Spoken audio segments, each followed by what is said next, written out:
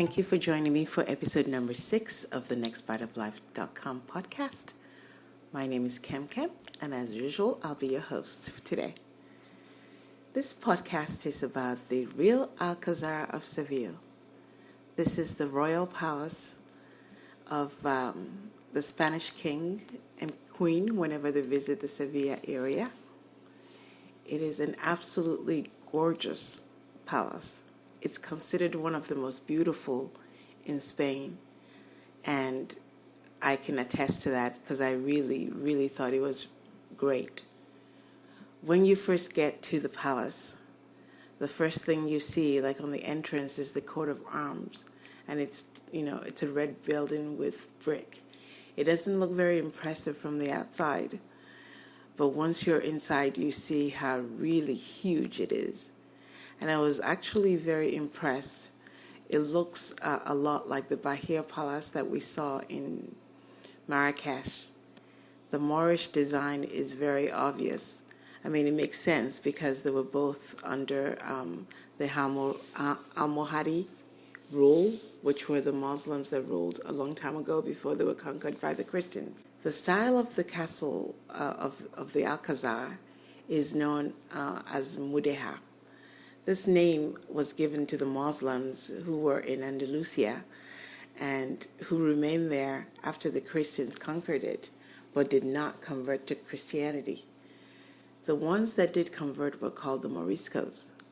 But Mudéjar is also an architectural style, and it's very strongly Moorish, Muslim-based. And the Alcazar is one of the representations of that style. The Spanish name of the Alcazar is Real Alcazar de Seville.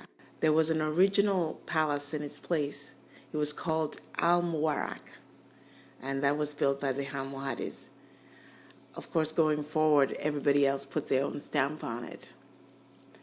One of the things that we saw was the Patio de las Doncellas, which is the courtyard of the maidens. The name derives from the fact that legend has it that all the Christian kingdoms that were ruled by the Almohades had to present them with 100 virgins every year as a tribute. So I'm not sure if that was the courtyard where they used to present these virgins or not. I mean, it makes sense from the name, but I couldn't find anything to corroborate that story. There were some baths underground that we did not get to see. They were called the Baths of Lady Maria de Padilla. Apparently, it's named for the mistress of one of the rulers. And the rainwater tanks that are under the patio, they look beautiful from the pictures that I was able to find. So if you look on the website, nextbiteoflife.com, you'll see at least one picture that I got from Wikipedia showing you the bath. And I guess we'll have to save that for the next time because it looks absolutely beautiful. The other place that we saw at the very beginning was the La Casa de la Contratación, which is the House of Trade. It was built in 1503 by the Catholic monarchs, and it's actually a place where they settled the legal disputes. They had started trading with the New World, which is what Christopher Columbus called the Americas, as well as the Caribbean and Bermuda. So that was where they settled anything that had to do with the legal transactions that they conducted with the New World. Christopher Columbus actually met with Ferdinand and Isabel in the chapel that is there. And it's a lovely chapel. It used to be a bigger size, but there was a demolition in 1964 and a lot of the building was lost. But the chapel has one of the most amazing early paintings of Christopher Columbus himself, as well as some of the queens and kings that have ruled. And it's beautiful. The next room we saw was the Charles V sealing room. And it's supposed to be, it might have been the chapel of King Don Pedro I or something like that. I'm sorry, King Juan Pedro. And it was constructed between 1541 and 1543 under the reign of Emperor Charles V. There's a total of 75 octagonal casings, and it's all made of wood and pine, and it's very intricate in its design. There's a coat of arms with the inscriptions. One says Plus Ultra, and the other one says, under the rule of Emperor Charles V, never the sun sets. I mean, that's just amazing to me. I love that. I think that's going to be my mantra. Under the rule of Kem Kem, the sun will never set. The Mercury Pond is just right outside of the palace. And it used to be an old swimming pool, and it collected water from the Roman They used the water to take care of the plants and the gardens. It was made into a pond in 1575, and it's absolutely gorgeous. I do believe that is one of the things that you see in the fifth season of the Game of Thrones, from what everybody was saying. I don't watch the series, but it's very clear that a lot of people recognized it, and they were very excited to take pictures. And it's the setting for Dorne or someplace like that, and the Game of Thrones, which was filmed here. And so it's very exciting for the local Sevillanos to know that we're represented in Hollywood somewhere. It's gigantic. And when you're on the top floor looking down onto the yards and seeing like the water design and the Moorish designs of the building with the bricks and the tiles, it's really quite impressive. One of the other impressive rooms was the tapestries hall. It was gigantic and had some of the biggest tapestry work I've ever seen in my life.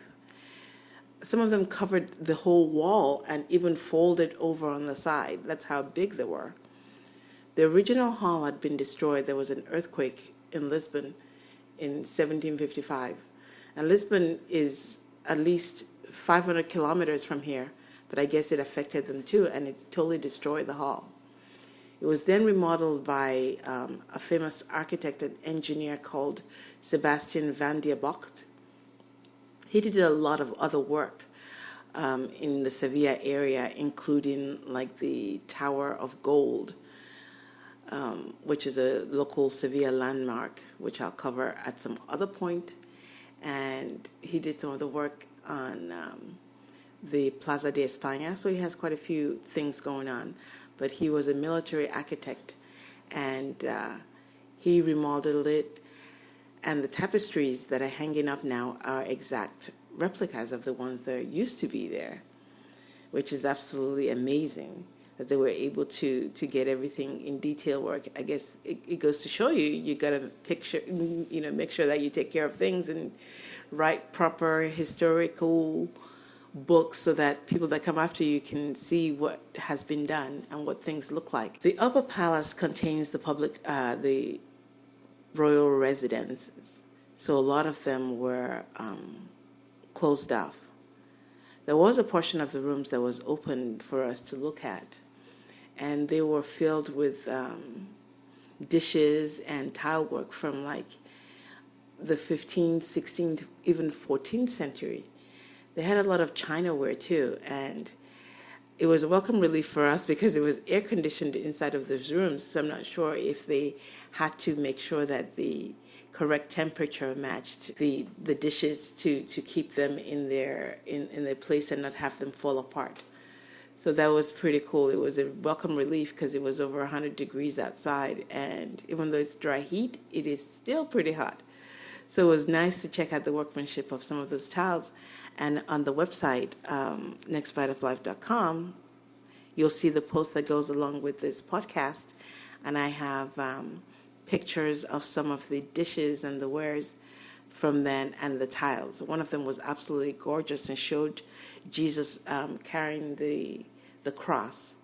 And the detail and the attention to detail was just mind-boggling because it looks like you're looking at a masterpiece painting, which really, when you think about it, it is. I wish the tile that I have at home now were half as good and lasted as long. I mean, these things have been there for thousands of years. The Alighting Area was one of the areas that you saw as you went out of the Alcazar. It used to be the royal stables, and I think if I couldn't live in the palace itself, I totally would live in the stables because it looked so pretty. There was a wide road down the middle, and it's probably it looks more than big enough to support two horse-driven carriages side by side. And then on each side, there was like a narrow walkway with like a total of 32 columns on each side, and the color is like gold and white, and it just looks so pretty. It feels like it's someplace that you could just sit at and just relax, and it looks amazing. I just loved it.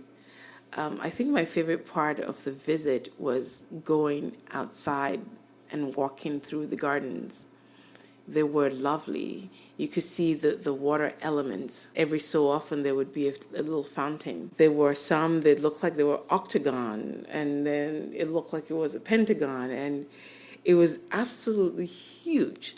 I mean, when you look at it from the outside, once again, it doesn't look like anything. But once you're inside, you're walking and you keep on walking, and it's just that the gardens are just so beautiful. You never get tired of looking at it. Apparently, there's some peacocks. We didn't see any on our visit, but we saw some ducks and we saw some fish in the Mercury Pond. Some of them were super big too. So it was really cool. I just think that everybody that comes to Sevilla should really check out the Alcazar. It's definitely worth it. You need to allow yourself about, I'd say, good 3 to 5 hours to be able to see everything and actually get to enjoy it, maybe even longer. I mean, I could see spending a whole day there if you really like artwork. And they had some really incredible art and some grand tiles, some beautiful bluish colors, and you could easily spend a whole day there if you wanted to. The price of admission was €9.50. I think under the age of 12 they got in for free, but the adult fare is $9.50, and it's open from 9 until 6 p.m.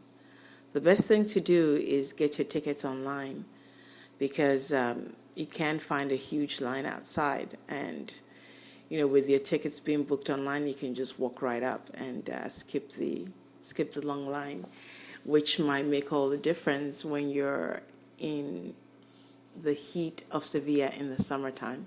In the wintertime or springtime, I don't think it makes much difference, but you might want to save yourself some headache.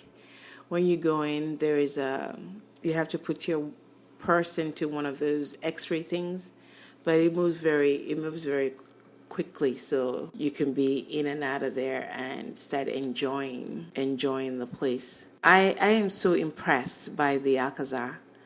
I saw the Bahia Palace in Marrakesh, and I thought that was absolutely fantastic. And I admire the work that the Moors did. They were men of good taste. That's all you can say.